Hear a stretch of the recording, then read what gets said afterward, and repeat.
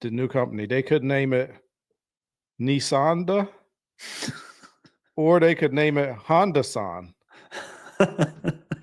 I like Honda-san. Yeah, that's not terrible. I got 1, 2, 3, 4, 5, 6, 7, 8 wrenches in my top drawer. Did you know that Honda and Nissan are most likely going to be merging soon? Did you know about this? No, but I'm kind of not surprised considering what's came out of Nissan as of late. Yeah, a bunch of garbage. You're right, yeah, a bunch of nothing. They've been talking about terrible sales. So, yeah, if somebody's going to buy them, now's probably a pretty good opportunity to do that. All right, so let's check this out. This is an Hmm. article from Car Scoops if you want to read the whole thing, but we're going to sum it up for you and give some extra context Hmm. today. Here we go. Nissan, Honda, and Mitsubishi have started talks about merging into a single company, and they think they're going to be able to reach an agreement by June of next year. So, in about 6 months. Wow. They want to complete the merger by August. The new company could be the world's third biggest automaker with 8 million annual sales. Wow. That probably mean billion there. 8 million is really low. No, million cars, not Oh, gotcha. Okay, that 8 makes billion sense. in money. Yeah, they only made $8 million last year. I was gonna say, yeah, they make billions of dollars. Yeah. Yeah, so they're going to try to do that. They would be behind Toyota and the Volkswagen Group if they were to do this. So this would become a $50 billion company, There you Dane. go. Yeah, There you go. That's what we were thinking. that's big boy times right there. Yeah, that's big money.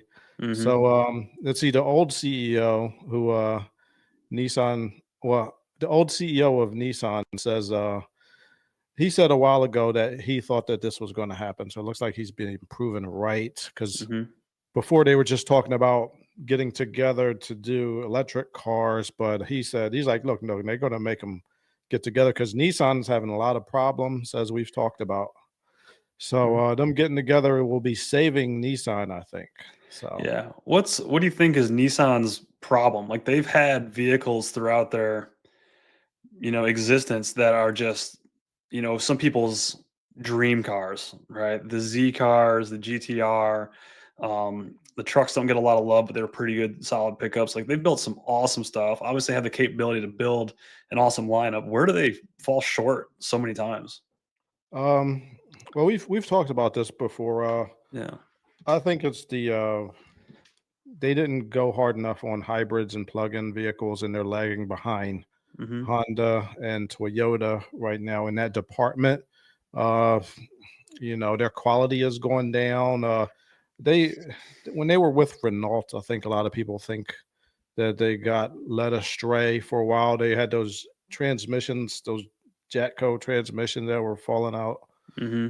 And yeah, they got the variable compression engines that aren't so great either. Like they're just not keeping up. Like, see, this is why in the automotive world, the OEMs, one of them does one thing, and then a lot of them do the same thing, and people say, "Oh, that's stupid. Why are you just following after?"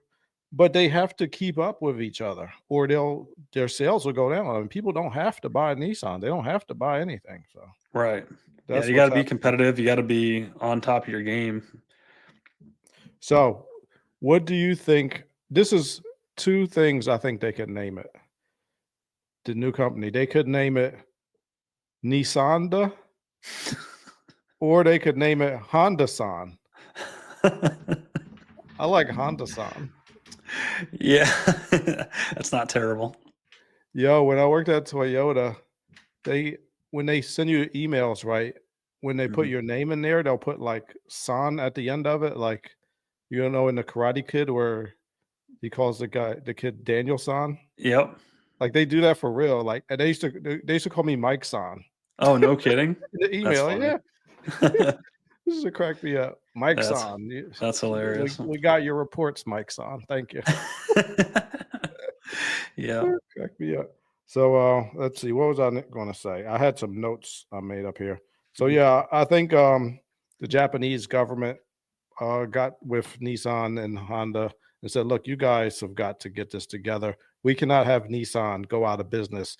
So many people depend on jobs from Nissan. It's I know they are very proud of their automotive OEMs in Japan, as they should be, and Mhm. they can't let them go out of business. I don't blame them. I wish our country was more supportive of our OEMs instead of finding them all the time and giving them a million regulations. Yeah. So hopefully that will change now that we got Trump back in office. Mhm. Yeah, Um, see, the Japanese have always been really good about supporting each other. You don't always see that with the American companies, and I'm not sure what it's like, if you were from Japan, if you would have the same feeling, but from being an outsider here, boy, it seems like the Japanese companies always treat each other well. they You've seen seem to work mergers with together like better. Suzuki and Kawasaki in the past. You've seen that hydrogen collaboration with like Yamaha and who else is in that? There's a handful of different companies that were all involved with that too. Maybe it was Toyota, Oh yeah. um, Lexus, Yamaha, whoever. But yeah, they always seem to play nice. You don't see that in the American companies. You're not going to see Ford, You Chevy, do and Dodge sometimes. collaborate. Yeah, Sometimes, GM and Ford got together and made a transmission that the didn't work transmission. out. Well, was it theirs? Or was it ZF doing that transmission? No, it was no, that was GM and Ford, and they Okay. got together. They made that 6 speed. The ZF, that's something different, I think. Okay, never mind. But But yeah, well, that's a good example then. But yeah, you don't see stuff like that often here. yeah, I think we should see that more often. Hmm. Ford and GM and the new Stellantis, hopefully with the new CEO. Let's get it together. Let's work together. Yeah, I'll see what happens with that guy. Another thing I think that hurt not only Nissan but Honda and Toyota was they're not making as much money in China as they thought they would. Their sales in China are going down. I Hmm. think this is because the Chinese OEMs are making better cars now, more competitive, lots of fun new features and things like that. They look good. So Hmm. the Chinese are like, look, we're going to buy our own cars and support our own nation, as they should. I don't blame them for that. But Right. yeah, I I have a conspiracy theory, Dane. You ready for this? Yeah, lay it on me. I think I think the Chinese government had a plan for this the whole time. They let all these OEMs, Honda, Japan, GM, Ford, come to their country and start building factories, building dealerships. But they knew their plan was going to be to make their cars take off. And then that'll cause the other OEMs business to go down. And then they'll have to sell them their factories. Hmm. Well, they don't have to, but they're not going to be making any money. They're going to be selling these factories. So it's kind of a back end way to kind of grow your own automotive industry if you were to think about it. What do you Yeah, think? for You think sure. that's possible? It's, yeah, very possible. But I don't know if you know this, but Japan and China are like they are enemies for a while now. Did you know that? Yeah, they don't get along well, but it's typical communist country versus um, This is even before they were democracy. communists. This is going back ages before they were even communists. Yeah, they've always not played nice. No, and especially recently in World War II, Hmm. Japan actually took over part of China, and they were doing all types of terrible experiments on the Chinese people. Oh, really? Yeah, it was like they had this thing called Unit 731, and What? I can't even talk about the stuff they were doing in there. That's crazy. I didn't know anything about any of that nonsense. Yeah, man, they got beef now. I don't think Japan is into that kind of stuff anymore, thank God. But Hmm. back in World War II was 1939 to 1945, I think. They were acting crazy. Yeah, they were acting a fool back then in Japan. We had to straighten them out a little bit. Now we're best buddies. Yeah, I know. See, you know what? That seems to happen between men, just in general. You ever notice that? Yeah, you Like, got to beef. You got to like duke it out a little bit, and then you just you end up whatever. Put friends. put it in the put it in the past. Whatever. We can be buddies now. We Yeah, size each other up. We got you it. We have a got it. you have a big fight. Yeah, I saw this guy one time in the boxing gym, and it was like 5 or 6 years after I graduated high school. I remember me and him had this. We were fighting one time. I didn't even remember that, and I was just like, "Hey, didn't you go to Brook?" And he was like, "Yeah." He's like, "What's up, man?" I was like, you just forget all about it eventually. So, Yeah, but that's I don't funny. think they've forgotten so far. I remember this engineer I worked with at Toyota. I asked him, I was like, "Hey, would you think you ever go to China?" He was like, "Oh no." Never. He's like, "Oh heck no." Yeah. So yeah, that's what's up with them. Now for their strengths, I think Nissan's strengths right now are its sports cars. I think those are still really. I think the Z is awesome. The Yep. GTR obviously is awesome. That Mhm. goes without saying. But yeah, and I think they could bring back the 240 SX. Hopefully, I think those are their strengths. Honda's strengths right now, I think, are their hybrids and Mhm. uh they yeah, their hybrids are their strength, I think, right now. Their Yeah, 6 they're cylinders is going terribly. and they're really known for their compact cars, right? And the mid-size cars. Yeah, so they're the Civic hybrid, I think they got a Civic hybrid. I know their Accord hybrid's good, Yeah, the Pilot, the CRV. they Yeah. got an EV right now, but it's a GM EV, but that one's actually selling, so Mhm. we like that over here in America. Go ahead and Yes, sell we our do. cars. Yeah, we need to see some more American cars throughout the country, throughout the globe, I mean. Yeah, but yeah, those are the strengths. Mitsubishi actually has a couple pretty good cars. They got the plug-in hybrid. They got some hybrids.